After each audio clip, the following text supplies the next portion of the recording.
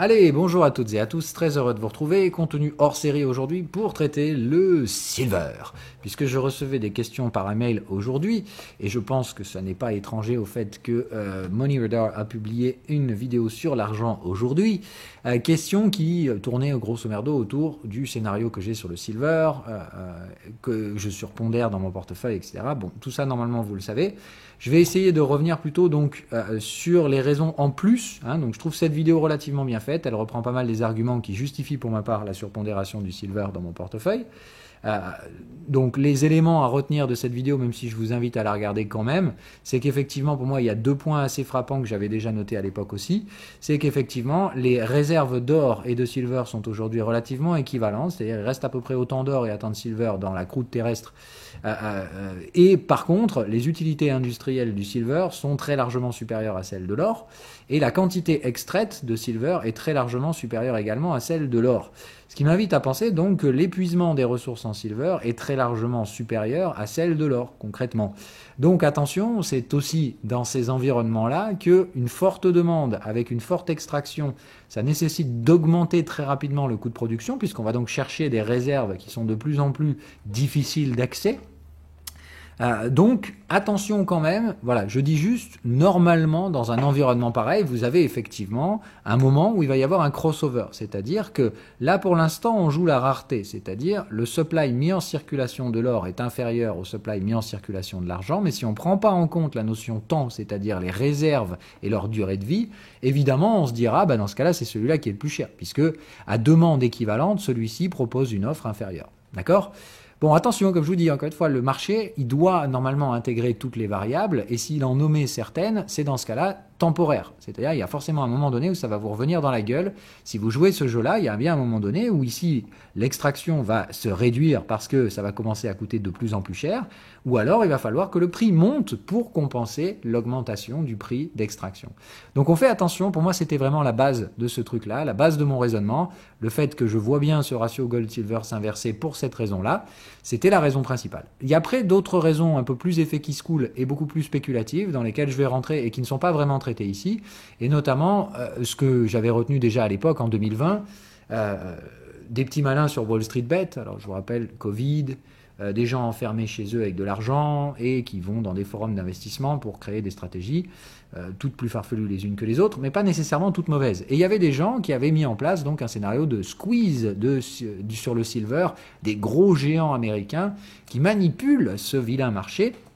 Alors ce qui est beau, encore une fois, c'est que non seulement ces gars-là ne sont pas du tout en mode conspirationniste pour rien, ils ont concrètement raison. C'est connu depuis des décennies que les grandes banques américaines manipulent littéralement le prix de l'argent et des métaux précieux, particulièrement celui de l'argent, d'ailleurs plus que l'or, pour ceux qui ont une demande papier, c'est-à-dire tous ces gens qui spéculent sur le prix de l'argent ou de l'or sans nécessité ou sans avoir la possibilité de rédemption, c'est-à-dire vous avez un contrat futur qui est associé à aucune rédemption physique, d'accord ? Dans ce cas-là, concrètement, vous exposez juste à la variation du prix, il ne peut pas y avoir délivrance du sous-jacent. Vous ne pouvez pas demander à recevoir une once d'or ou une once d'argent à la maison, vous pouvez juste vous exposer à la variation du prix. Bon, là, ce qu'on sait, c'est que donc il y a des grandes banques américaines, JP Morgan en tête de liste là-dessus, donc c'est quand même un gros bébé, qui se dit concrètement, moi je m'en fous, vous voulez acheter ce produit-là, moi je me place contrepartie, je vends donc ce produit-là et je bénéficierai de votre échec. C'est-à-dire si le prix baisse alors que vous pariez sur la hausse du prix, concrètement je gagne. Bon, le but ici étant de dire, l'intérêt du broker c'est surtout d'être couvert, c'est-à-dire si vous achetez un peu trop d'argent, je vais peut-être en acheter un peu quand même, histoire que si le prix monte, je puisse au moins couvrir ma perte potentielle. Mais là, non, JP Morgan et les grosses banques américaines se sont dit, moi je m'en bats les couilles, c'est moi qui fais le marché, puisque c'est moi qui émets les contrats, et puis concrètement, je m'en tamponne. Tu peux pas faire grand-chose contre moi, puisque c'est moi qui contrôle le prix, et que en plus de ça, il n'y a pas de rédemption. Donc, en soi, il s'agit juste que je maîtrise le temps. Parce qu'encore une fois, ces produits futurs ont une valeur temps. Donc la seule chose que fait JP Morgan, c'est parier que le prix du silver ne va pas monter avant le moment auquel ils émettent ces contrats. Ce qui me paraît donc très compliqué, très complexe, puisque, comme je vous dis, donc il s'agit de comprendre les notions de rollover, etc. et tout ça, mais juste de comprendre qu'il y a bien un moment donné où ça va mal se terminer aussi, ce jeu. Parce que s'il y a une vraie utilité de l'argent physique et que son prix commence à monter pour différentes raisons, soit parce que les capacités de minage nécessitent une hausse du prix, c'est-à-dire que ceux qui minent vont vendre beaucoup plus cher qu'avant, et si en plus de ça vous avez la demande qui monte en même temps que l'offre se raréfie et que donc son prix monte, et que son prix d'extraction monte, je vous garantis que ça va être un sacré squeeze. Maintenant la question c'est est-ce que vous pouvez réellement en profiter ? Pas forcément en soi, puisque je vous dis, il s'agit de contrats futurs. Donc si vous vous exposez sur des contrats futurs, c'est déjà très compliqué de comprendre ces notions de rollover. C'est-à-dire qu'en soi, JP Morgan, elles s'en foutent de shorter, puisqu'ils savent très bien que de toute façon, les contrats expirent en trimestriel, et que tous les trimestres, vous allez devoir recommencer. Alors, je crois même qu'ils expirent en mensuel, les contrats d'argent. Donc concrètement, tous les mois, on recommence. Alors évidemment, les traders, ce qu'ils font, c'est qu'ils passent du mois de janvier au mois de février, et le broker, qu'est-ce qu'il fait ? Tous les mois, il se replace contrepartie, et à chaque fois, si le prix a baissé, il a gagné la différence, puisque vous pariez sur la hausse. Voilà comment JP Morgan se rince depuis plusieurs dizaines d'années, enfin depuis une bonne dizaine d'années en tout cas, maintenant, puisque cette manipulation a été mise au jour aux alentours de 2011, on va le voir, c'est très visible de toute façon sur les graphiques.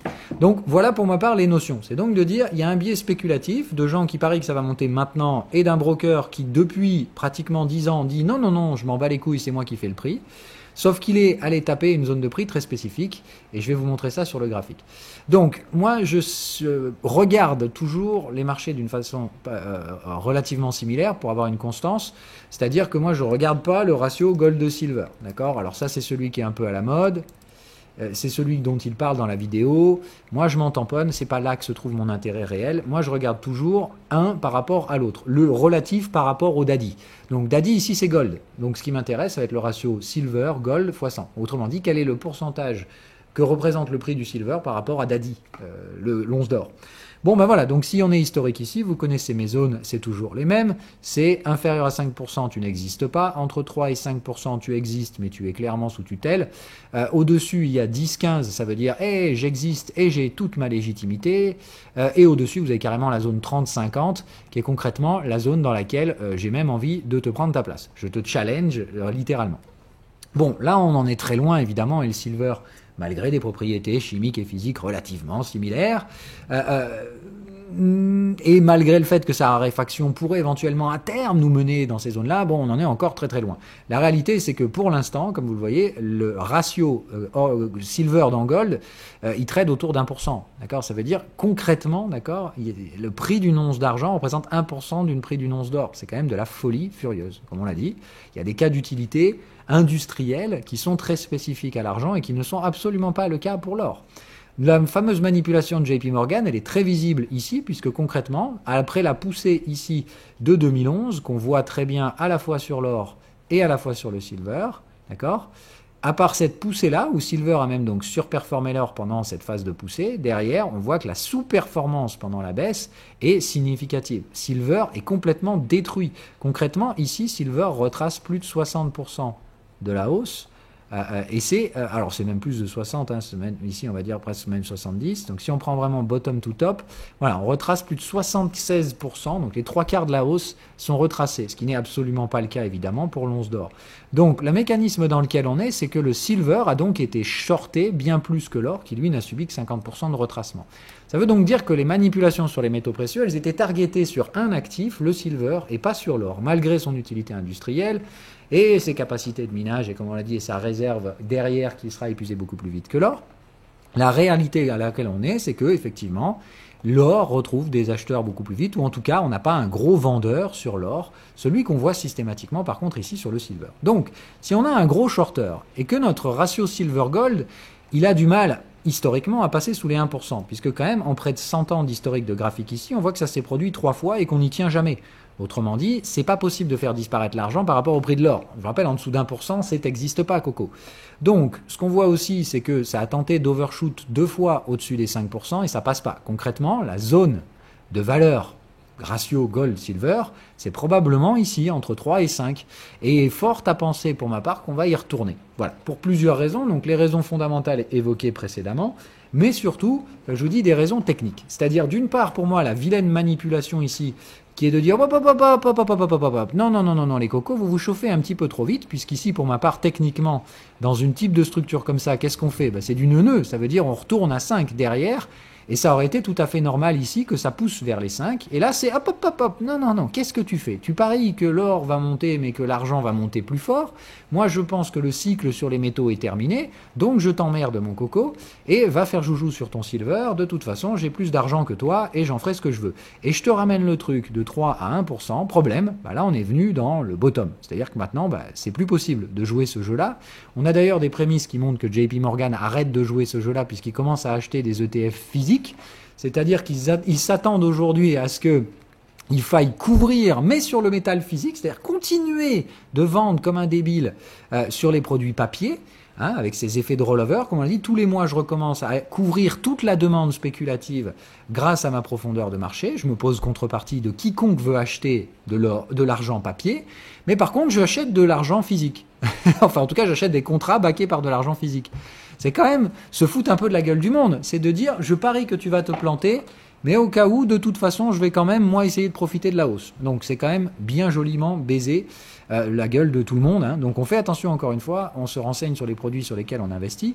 Mais cela dit, voilà, si vous avez des contrats spot, c'est-à-dire indexés sur le prix, assurez-vous qu'ils ne soient pas indexés sur des produits futurs papier, parce que sinon, encore une fois, vous êtes juste la pute de JP Morgan. Concrètement, ils continuent de vous rouler les contrats tous les mois, et puis un beau jour, ils vont arrêter de se porter contrepartie, les prix vont exploser, et puis vous avez plutôt intérêt à être là aujourd'hui, à être là ce jour-là, mais en tout cas ce jour-là, ils ne se porteront pas contrepartie. Autrement dit, si vous voulez acheter, vous allez acheter dans un marché qui monte, sans vendeur. Autrement dit, le prix va exploser. Donc encore une fois, ça va être premier arrivé, premier servi, puis tous ceux qui vont essayer de sauter en cours de route sur les contrats papier sans contrepartie vendeuse vont se retrouver le cul à l'air, c'est-à-dire concrètement, il va falloir acheter dans un marché qui explose à la hausse. Dieu sait qu'en plus de ça, la plupart du temps, les gens qui sont auto-convaincus de ce scénario-là, donc qui achètent du silver depuis maintenant pratiquement 10 ans, se font baiser la gueule depuis 10 ans, et quand ils vont éventuellement avoir raison, ils vont arriver à se convaincre que ça monte trop vite et qu'il ne faut pas le faire. Donc, voilà pourquoi je veux parler de ces aspects psychologiques qui ne sont pas par contre traités dans la vidéo de l'argent, parce que moi, c'est la base de mon trade. Moi, je suis basé sur le spot, c'est-à-dire que je prends des produits CFD qui sont indexés sur le spot, et je fais très attention à ça, parce que donc c'est le prix du spot qui va m'intéresser, et évidemment, il faut faire attention au prix des rollovers, etc. Je risque d'être quand même la pute de JP Morgan sur un gros rollover, mais en attendant, je suis sûr d'être dedans et d'avoir des contrats auto-rollés. Autrement dit, je fais partie des premiers acheteurs, quoi qu'il arrive. Donc on fait attention ici, c'est vraiment de dire, moi je sais qu'il va y avoir un problème sur le silver, au niveau de la cotation, parce que ça va être la résultante de 10 ans de manipulation. Quand ce trade-là va se décoller, quand ce trade-là va se déboucler, c'est-à-dire qu'à un moment donné, JP Morgan va arrêter de shorter comme un gros malade, forcément, la demande va être supérieure à l'offre, et puis tout le monde va se réveiller d'un coup. Ça va être, et je pense qu'on va avoir une sorte de wake-up call, comme on peut le voir dans le passé, à chaque fois que ça se produit, c'est relativement violent. Par contre, cette fois, là, on vient d'un extrême, c'est-à-dire qu'on vient d'un moment, on a déjà vu un petit moment de réveil, là, mais attention, à mon avis, le prochain, il va faire mal. Et surtout, j'aimerais que vous vous rendiez compte de la structure dans laquelle on est. C'est-à-dire, je te casse un support, d'accord? Donc, je casse un support, puis, tiens, je casse la résistance. Ah, puis là, je te casse le support. Bon, vous connaissez le truc, d'accord? C'est la bonne vieille machine à laver les débiles. C'est-à-dire, je te fais un bon gros bisol d'élargissement. Donc, pour moi, tout est prêt pour dire, on va passer au-dessus des 3, c'est clair. De toute façon, je dis, la zone de moyen terme, c'est entre 3 et 5. La question, c'est, on peut difficilement y aller, évidemment, sans creux ascendant.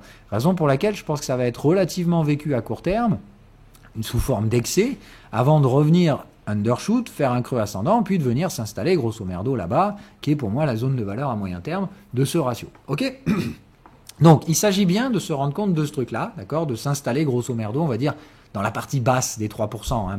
On reviendra chercher les 5, c'est probable, mais c'est plutôt, voilà, on va dire, la zone de valeur, elle est là. C'est la zone neuneu, c'est tout simplement, si je fous mes fibos, ok, entre point haut, point bas, je me prends pas plus la tête que ça, j'essaie pas de réfléchir comme si je connaissais le turfu, je me dis juste que la valeur de ce truc-là, c'est grosso merdo 3, 3,50, c'est la zone neuneu, quoi.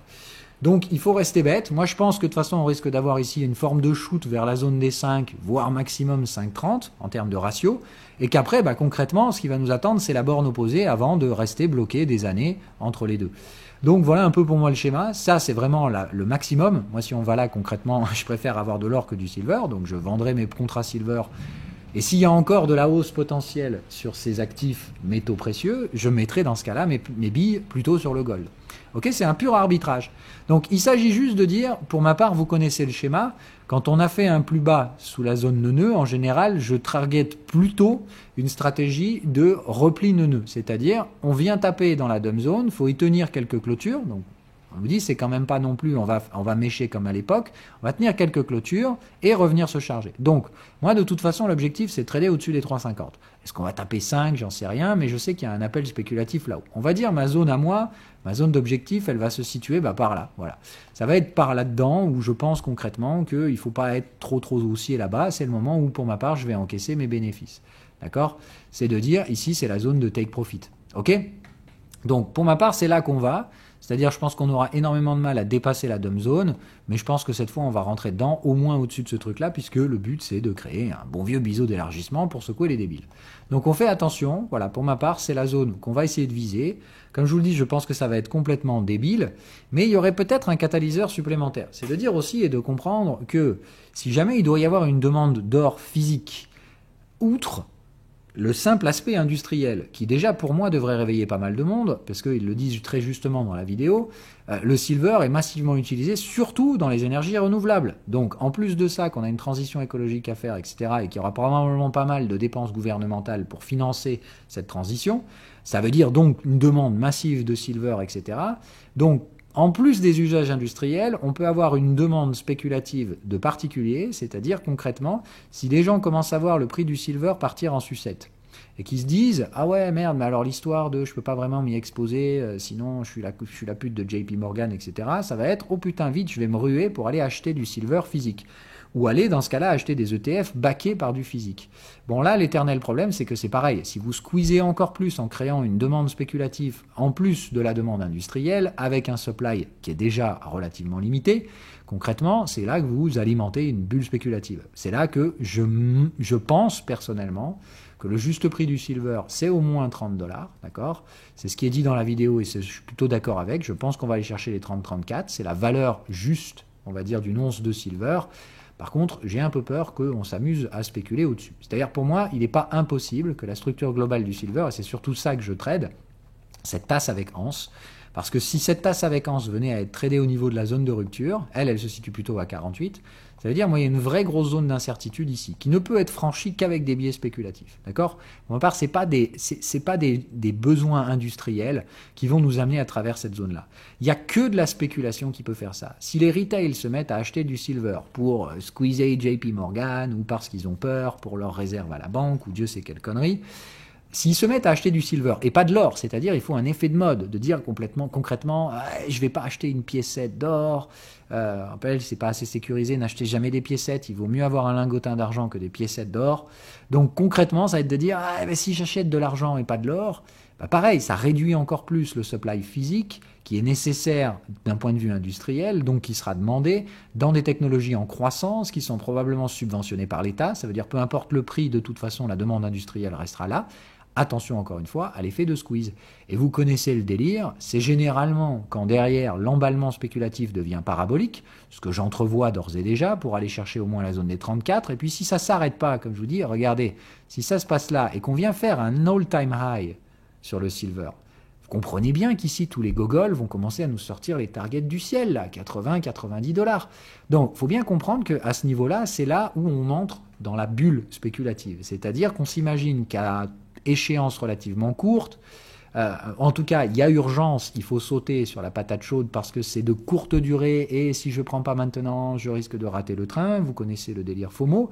C'est concrètement toujours les mêmes choses. D'accord? Ça se base au moins au minimum sur une hausse de 30 à 35%. Quand vous avez 30 à 35% de hausse dans un court laps de temps, c'est là que ça commence à arriver sur les médias. C'est là que ça devient débile. C'est là où concrètement on va chercher des écarts types qui font aucun sens logique. Vous avez qu'à voir, les écarts types aujourd'hui, ils tolèrent déjà d'aller trader les 34 $ et je pense, je vous ai dit que c'est là où on va de toute façon. C'est là que se trouve la valeur. Mais la question, c'est que si on commence à trader des écarts types 3, 4, 5, c'est concrètement là, il n'y a plus aucune notion de valorisation. Déjà d'une, vous voyez que ça s'est produit. produit dans le passé plusieurs fois. Hein. D'accord. Là, à l'époque, on était en train de trader de l'écart type 4 ou 5. Hein. Donc, on peut sans problème ici se dire, voilà, ici, à 48$, on est à l'écart type 4. Et concrètement, le seul truc qui reste ici, c'est la folie. C'est-à-dire qu'au-dessus de ce truc-là, si jamais la tasse à vacances commence à rompre, au-dessus, on va chercher le soleil. On va chercher du grand n'importe quoi spéculatif, avec des moyennes ascendantes. Bref, ça peut aller chercher dans la vraie connerie. Donc, on fait très attention. En plus de ça, je vous rappelle, dans mon modèle ECM de Armstrong, on est dans le cycle des commodities, c'est-à-dire, dans le cycle commodity boom, c'est-à-dire que tout ce qui est labellisé commodity peut concrètement être tradé de façon complètement débile, puisque, donc, c'est favorable à l'appât spéculatif. Donc on a un substrat plutôt favorable à la création de bulles spéculatives. J'ai un schéma technique sur le silver, d'accord, sur l'actif en lui-même, qui est clairement bullish avec une zone de valeur à 34 qui va probablement être cotée. Et la question c'est, est-ce que derrière les débiles vont s'engouffrer dans la brèche? Si tel est le cas, normalement on va voir le ratio gold-silver partir en parabole, c'est-à-dire ça va concrètement exploser tout pour aller chercher, là encore, des pricing pas vus depuis une soixantaine d'années. Donc pareil, record historique, etc., blablabla, enfin des records historiques. Des records depuis une longue période historique. Okay, donc on va trader, on va faire un peu du price discovery, puisqu'encore une fois, l'économie aujourd'hui n'a rien à voir avec l'économie des années 70. D'accord, dans les années 80, on foutait pas des panneaux solaires partout. Donc qu'à cela ne tienne, aujourd'hui, on a vraiment besoin de l'argent, sous plusieurs formes d'ailleurs, que ce soit pour les composants électroniques ou pour justement les énergies renouvelables, ou en tout cas le matériel des énergies renouvelables. Encore une fois, attention, voilà, donc ça veut dire... on va éventuellement retraiter des niveaux pas vus depuis les années 70 en termes de ratio gold-silver. C'est là que les narratifs arrivent. Oh là là, pénurie de silver, vite, achetez-en, plus tous les biais spéculatifs. Bref, on fait attention. Pour moi, c'est dans cette zone-là qu'évidemment, il ne faut pas rentrer dans le narratif des débiles. C'est de dire, malgré tout ce qu'on pourra vous dire à l'écran à ce moment-là, à la télé, au journal de 20h, il ne faudra pas nécessairement aller acheter de l'argent. Et il ne faudra surtout pas à ce moment-là l'acheter version papier. Hein, puisque concrètement, là, normalement, l'argent, il vaudra déjà très cher. Il y aura probablement un squeeze, c'est-à-dire une demande forte sans offre. Mais encore une fois, attention. Ces gens-là qui achètent du silver, ils vont forcément le revendre. Je vous rappelle, acheter un métal, ça ne sert à rien de le conserver dans le temps.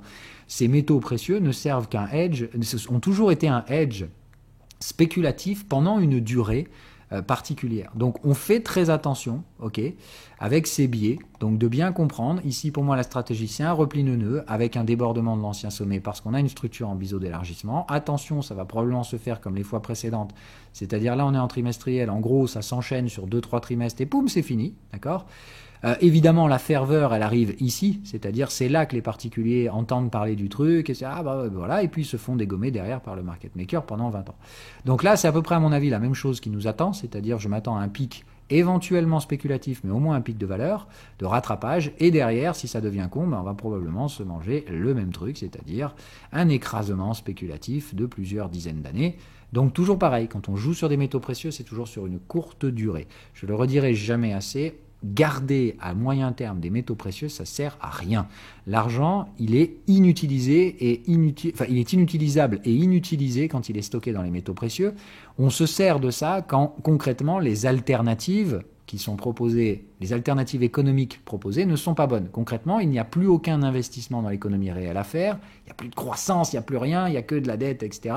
Et en plus de ça, je vous dis, le sous-jacent de dette, donc la monnaie, est mise en risque. Concrètement, j'ai peur que l'argent que j'ai à la banque ne soit pas vraiment à la banque, et en plus de ça, je n'ai aucun investissement tangible à faire, il ne me reste plus que l'or et l'argent.